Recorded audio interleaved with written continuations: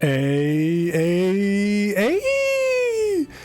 have probably seen many a comment about what is going to be next for the Xenoblade series, and you have most likely seen the argument between Xenoblade X versus Xenosaga on what's coming next and some air quotes evidence for each side. I will get to that in a second, but before anything, for those of you who for some reason think Xenoblade is over, that is very not the case. I'm not really too sure where people are getting that from, but nowhere has Takahashi ever stated that it is officially over.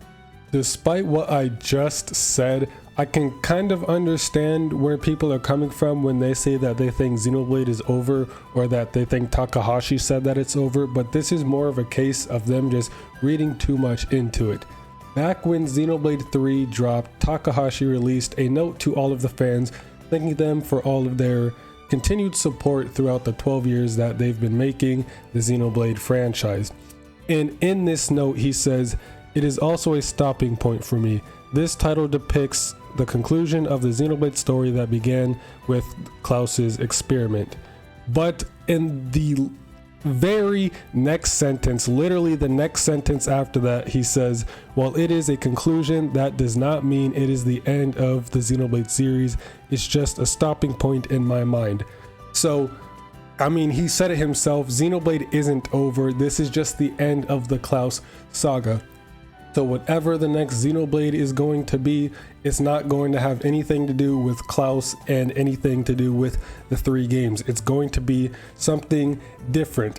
And this is further corroborated when he left another note on the Trinity box set of the Xenoblade soundtracks. He left a note on the physical versions of the Trinity box set, and a portion of that said, "Rather than playing on defense, going on the offense. Change rather than maintain. This is a stance that I have continued to hold for 30 years. If there is another Xenoblade, it will likely be something vastly different from what came before in style and in music. I would like to make my next goal something that will betray everyone's expectations in a good way." And this just further proves that Xenoblade itself is not over. There will be more games, but they will be vastly different, like he said, from what came before, aka not connected to the Klaus saga. The 3 games, Xenoblade 1, 2, and 3, with their each side games, are all part of the Klaus saga, and they wrap up the Klaus saga pretty nicely. And whatever comes next will be vastly different.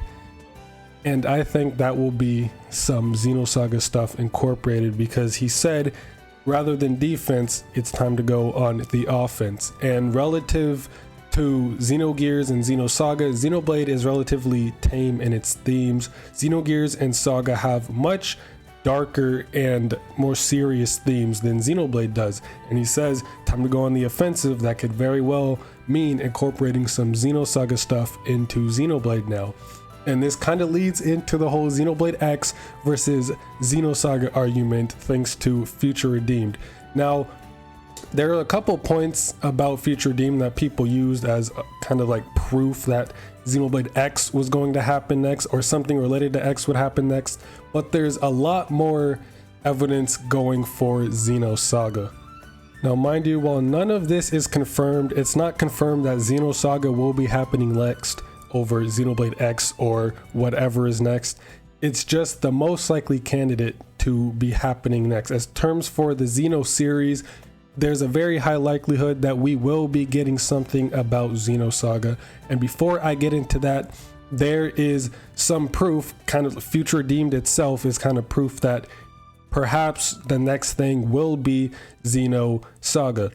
And before I get into the details of that, Takahashi, for the most recent games, and which are typically the DLC games, Future Connected, even though it's not DLC, Torna and Future Redeemed, he likes to hint at the future of the series in those games. Going back to that note he dropped when Xenoblade 3 first came out, thanking the fans, he also says, "I thank everyone who has played this title and the additional stories in the expansion pass can imagine what lies in the future for Xenoblade." He did the same thing with Future Connected, hinting at Xenoblade 3. And the ending of Future Redeemed, the whole ending when we get to Klaus's world and onward, has been hinting a lot towards Xenosaga. Now, I'm going to give some of the reasons why people think it's Xenoblade X and debunk that, because although I would like to see Xenoblade X next, like Xenoblade X2 or something like that, it's more likely to be Xenosaga. Keep in mind that including Xenoblade X and Xenosaga into the main Xenoblade timeline would have a lot of retconning going on naturally, since all three of them, X, the numbered games, and Saga, are all vastly different. But even with retconning be basically inevitable, Xenosaga still makes more sense to be hinted at in Future Redeemed than Xenoblade X. Now, the big thing, and really the only point driving the Xenoblade X theory, is during the infamous cutscene with the Vector Radio, which we can already see that's kind of disproving it. But with the Vector Radio, there was mention of the Icarus as the 8th interstellar colony ship dispatched as part of Project Exodus. Now, Project Exodus is name dropped here, and that is also name dropped in Xenoblade X when humanity built the Ark ships, one of which being the White Whale, to set out to find another planet, with the knowledge that there would be a war over Earth between the aliens and ghosts and all of that, or I think it was ganglions and ghosts, doesn't matter, semantics. But they left Earth in Project Exodus to find a new planet and end up on Mira. Now, this could be hinting at Xenoblade X, and even the dates as well match up with it happening in July. It also happened in July in Xenoblade X. In Xenoblade X, Project Exodus is also known as the Earth Life Colonization Project, and in the Japanese version, there's no difference between the Earth Life Colonization Project and Project Exodus. Those are the same thing, both in Xenoblade X and in Future Redeemed.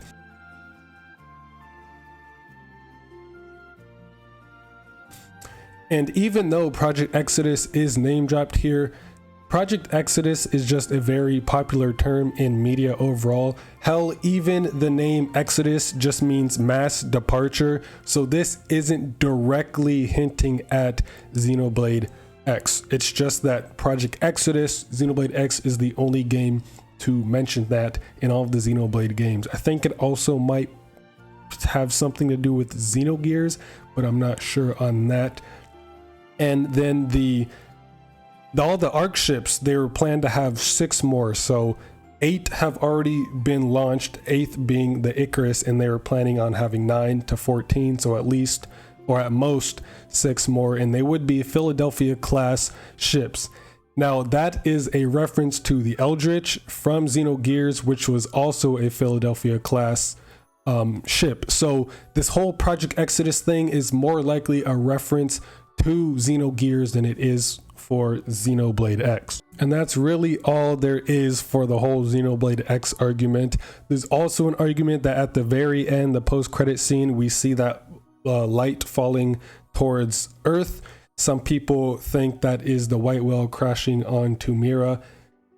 While I guess that is a valid argument, it's very easily disproven by this whole Xenosaga part of it. But speaking of Xenosaga, probably the most important part of the whole radio broadcast that definitely caught most people's attention was the name drop of Dmitry Yuriev, councilperson of the Menos Authority.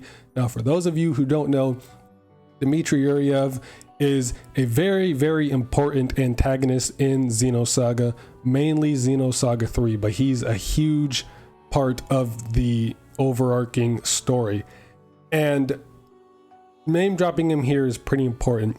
And for the Menos Authority, that name might not sound familiar to many of you, but Menos is one of the 3 space stations that was built upon one of the 3 world trees. There's 3 world trees in Xenoblade, one of which we already know, Radamanthus, the other one being Menos, and the third one being Acus.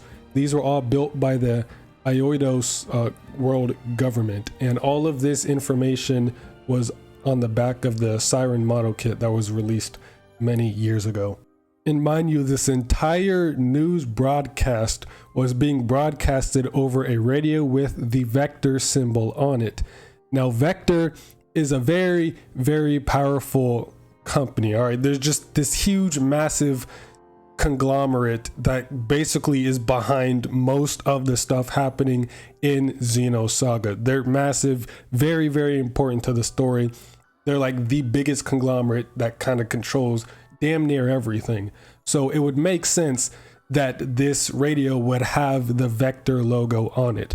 Now, this wasn't even the first time where Dmitry Yuriev or even Xenosaga was connected to Xenoblade, or it's been hinted at ever since Xenoblade 2. It was just basically confirmed here that Xenosaga is canon to Xenoblade here in Future Redeemed.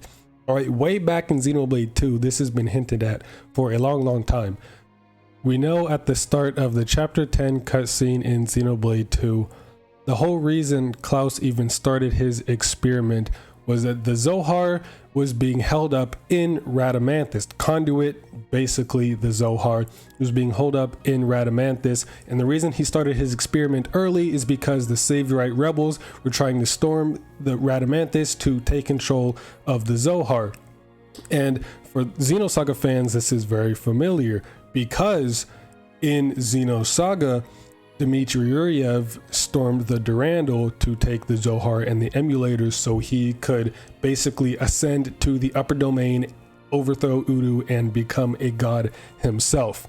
Now, how is this at all related except for it sounding very similar? Oh, storming this place to take the Zohar. Well, the Saviorite rebels is very important. And this is because in the Japanese versions of Xenoblade 2 as well as Future Redeemed, Saviorites are called Sayuatsaru, which basically translates to Salvatore, which is also the same name of a faction in Xenosaga led by Dmitry Yuriev. So we can already see the connections here. So the Salvatores trying to storm the Radamanthus to take the Zohar is very similar to Dmitry Yuriev storming the Durandal to take the Zohar. And it's very possible, and most likely the case, that the Salvatores, Saviorite rebels, aka the Salvatores that were storming Radamanthus, was led by Dmitry Yuriev. As we know, this broadcast on the Vector radio takes place before Klaus's experiment. And to kind of further prove this, during the broadcast in Future Redeemed, the Saviorite humans' rights protection is mentioned. Now, while the name itself is somewhat different, it seems to be analogous to the Life Recycling Act in Xenosaga, which led to the creation of Salvatores, aka designer children, which Dmitry Yuriev is. And to further corroborate this, in Future Redeemed on the radio, there was also talk about a Saviorite human rights protection bill, and the 13 authorities were proposing against it. And a couple seconds later is when they name drop Dmitry Yuriev. So naturally, Dmitry Yuriev being a Salvatore, which is basically a designer child, which is basically a child who has been genetically enhanced. The bill is most likely proposing to give those designer children human rights, and the 13 authorities have been proposing against it. So naturally, Dmitry Yuriev will have some kind of opinion on this, considering he is a designer child, aka a Salvatore himself, and as the broadcast said, they will be having him on to discuss it. So it's all kind of just falling together, and then some time later after this, maybe the bill didn't get passed, Dmitry Yuriev and his Saviorite rebels or Salvatores tried to storm the Radamanthus spaceport or space station to take control of the Zohar, to likely ascend up to higher domain, the upper domain, overthrow Udu, and become a god himself. And there is kind of evidence for an upper domain already in Xenoblade. During Xenoblade 2, when we first meet Klaus and he's giving his giant exposition, he says this. Left here, alone and broken, I longed for oblivion, but even that eluded me. This is my punishment. Retribution from on high, for the sin I have committed. Now this could just be him figuratively speaking, but now that Xenosaga is basically confirmed to be canon to Xenoblade, that means there is an upper and lower domain. This retribution from on high, he believes, could be retribution from Udu for all of the sins he has committed. So it's kind of all falling in place right now with Xenosaga being canon to Xenoblade. And the nail in the coffin that kind of brings this all together and very strongly hints that Xenosaga will be happening in the future, something to do with Xenosaga in the future of Xenoblade, is the post-credit scene of Future Redeemed showing the blue dot, the blue light falling towards a planet that looks a lot like Earth. Now the ex-believers say that this is the white whale falling down to Mira, while in the universe where this is representing X, that would make a lot of sense. But with kind of already debunking the whole X thing with the Project Exodus stuff, and then all of this extra Xenosaga stuff, it's highly possible that this is referencing the end of Xenosaga 3, where we see Cosmos falling towards what is most likely Lost Jerusalem, which is Earth in Xenosaga. So these two endings are very, very similar, with Xenosaga ending the whole series, Xenosaga ending on this cutscene of Cosmos falling to Earth, and then Xenoblade ending with this cutscene of this blue light falling to presumably Earth. It kind of, makes you wonder. And look at the color of this blue light. It's very similar to the shade of blue that typically represents Cosmos with her hair and just her overall body.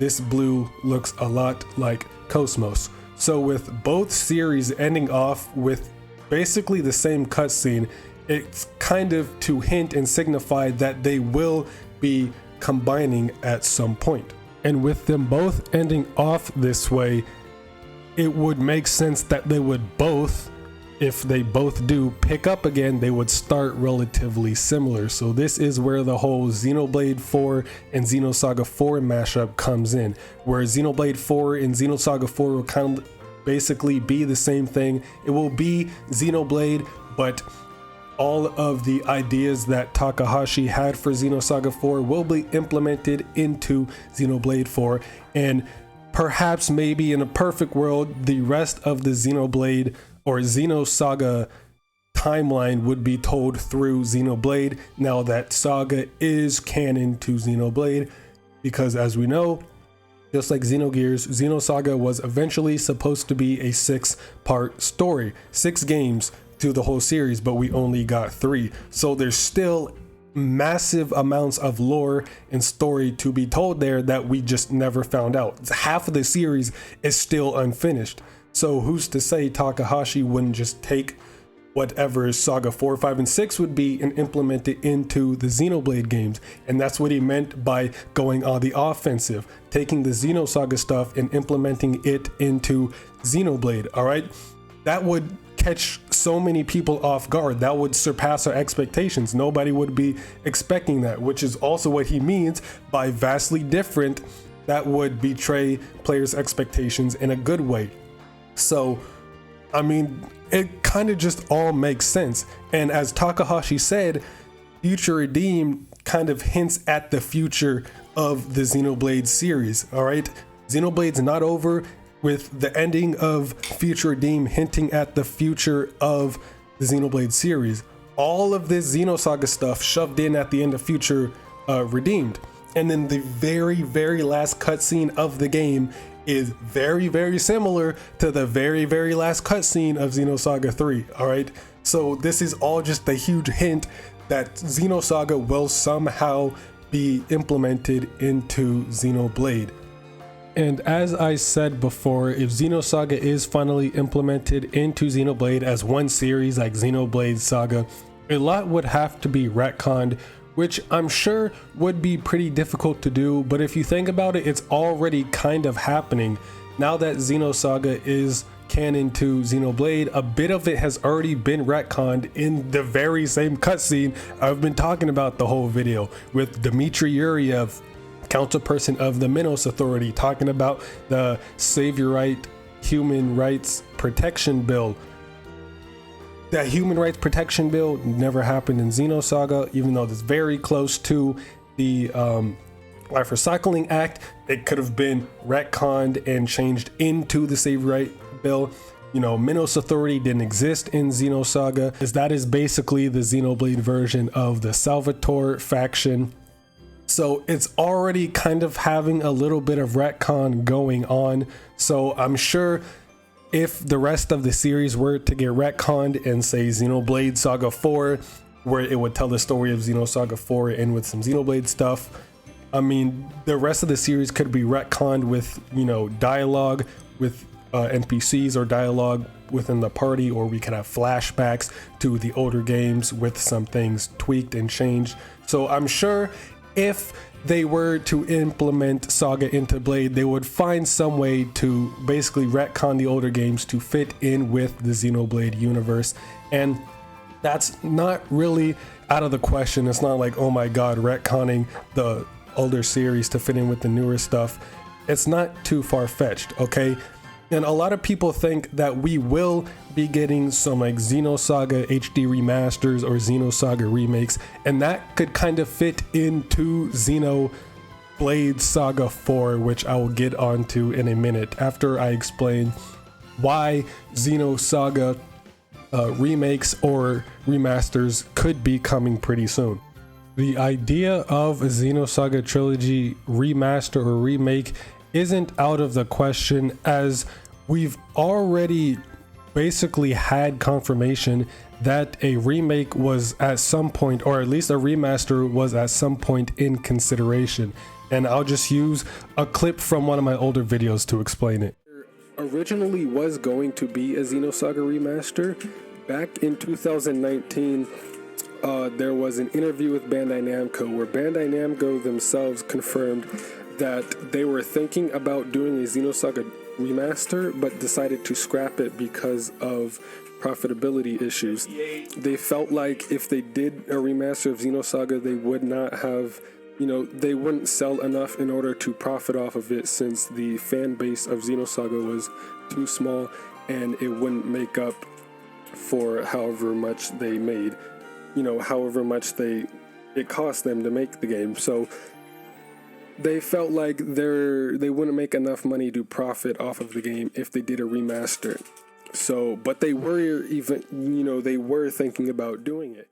So due to the massive success of Xenoblade, and recently Xenoblade 3 and Future Redeemed, Xenoblade, as well as the whole Xeno series, is at the height of its popularity. It's more popular now than it ever has been before, and that includes Xenosaga. So like I said, the reason Xenosaga remasters didn't make it through in the first place because of profitability issues. It would not be profitable. There weren't enough Xenosaga fans to justify a profit off of a remaster. But now that Xenoblade has been massively successful, it has introduced a lot of people into Xenosaga, especially with these references at the end of Future Redeemed. It's brought a lot of people over to Xenosaga, getting more people interested in Xenosaga. So there's now a lot more demand for a remaster than there was years ago, back when it was first being considered. So perhaps there are enough people now, and there is enough demand to justify doing a Xenosaga remaster, if not at the very least a remake of Xenosaga 1 or a remaster of Xenosaga 1, just like how Metroid Prime got a remaster, the first game. So it's very likely that we could possibly be seeing something about Xenosaga next. And this kind of builds off of what Takahashi said earlier when Xenoblade 3 dropped, and he said that this Xenoblade 3 is a stopping point for Xenoblade for right now. This is kind of just like stopping point for him to take a break and In the meantime, he might want to focus on remastering or remaking Xenosaga, okay? And how this could tie into the retcons of Xenoblade Saga 4 is if we do get Xenosaga remakes, more likely we get remasters, but if we were lucky enough to get remakes, it could be something along the lines of Final Fantasy VII. Now we know the FF7 remake doesn't tell exactly the same story as the original. There are a ton of differences, and we could have something similar like that for Xenosaga. If it were to get remade, it could be like FF7 where the story is different, but it includes stuff from Xenoblade, or it's changed to fit in with the Xenoblade continuity that would eventually lead up to that point with Dmitry Yuriev, the Minos Authority, you know, him eventually storming Radamanthus with his Salvatores to take the Zohar, and then Xenosaga 4 happens, Xenosaga Blade 4, whatever happens. So, I mean, there's many different ways that Xenosaga could be happening next. And like I said, Xenosaga is kind of at the height of its popularity right now. And speaking of which, an entry in the long-running and highly beloved Tales of series, you know, the games Tales of Vesperia, Tales of Zestiria, Tales of Symphonia, the most recent entry, Tales of the Rays, which is a mobile game that is now Japan exclusive. It used to be over here in the West, but Bandai Namco for some reason took it down and it's only Japan exclusive. They just recently had a Xenosaga collaboration that brought Cosmos, Momo, and Chaos over into the game.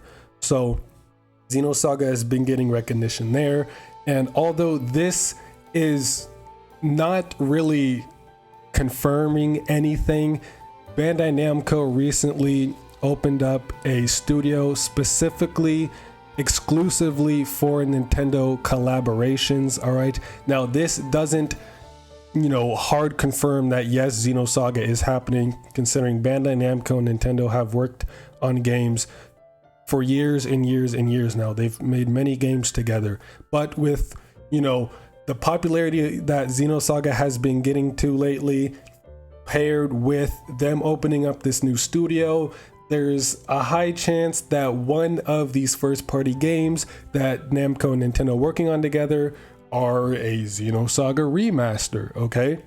Bandai Namco owns the IP to Xenosaga. Monolith created Xenosaga, and with the massive help that Monolith has been for Nintendo lately, Monolith is one of the most, if not the most important subsidiaries to Nintendo.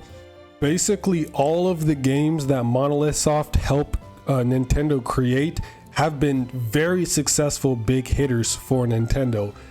Both Splatoon games were massively successful, with Splatoon 3 being the highest selling or fastest selling game in history in Japan, the fastest selling game of all time. Tears of the Kingdom, Breath of the Wild being massive big hitters, some of the best selling Switch games and therefore Nintendo games ever. Animal Crossing's New Horizons, again, another very big seller, one of the best selling games on the Switch. I think they might have also helped on Mario Kart 8 Deluxe. Don't quote me on that, I'm not really too sure. That being the highest selling Switch game ever and is still selling very, very well. A lot of the games that Monolith Soft worked on for Nintendo have been massive big hitters. So Monolith Soft is very important for Nintendo right now. So it wouldn't be too far-fetched to think that Nintendo would consider acquiring, or at least, you know, working on something with Xenosaga with Bandai Namco as kind of like a thanks to Monolith Soft for being just so goddamn helpful and important. Because, you know, it's no doubt Monolith Soft has made Nintendo a shit ton of fucking money.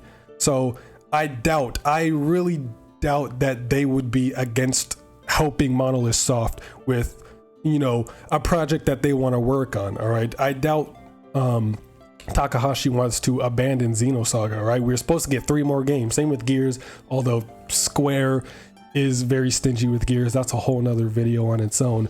But Namco so far has been very cooperative with Nintendo and Monolith Soft in, you know, Xenoblade 3, since Bandai Namco and Xenosaga are listed in the intellectual properties notice of Xenoblade 3. So Bandai Namco has been pretty helpful towards Nintendo Monosoft with the Xenoblade series. So it's not, too far-fetched to think that they could be working on a Xenosaga remaster or perhaps remake with in one of their new studios that they just recently opened.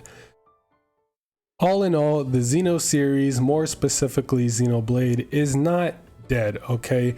And it's looking pretty promising that Xenosaga will be continuing along with it in some sort of way, whether that be a remaster, a remake, or directly being implemented into Xenoblade 4 or whatever the next Xeno game might be.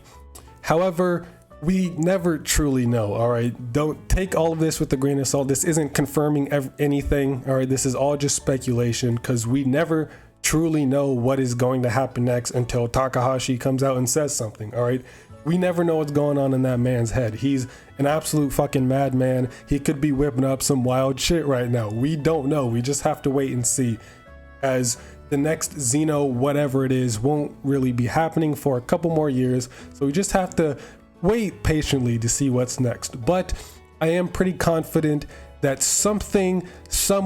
when down the line we will be seeing a revival of Xenosaga, and I am very, very excited for it, as Xenoblade introduced me to Xenosaga and the rest of the series, as it did for a lot of new people. So there will be a lot of new fans coming in for Xenosaga. So the demand for remasters or remakes or anything to do with Xenosaga is pretty high right now, and I'm hopeful. The future for Xenosaga is looking bright.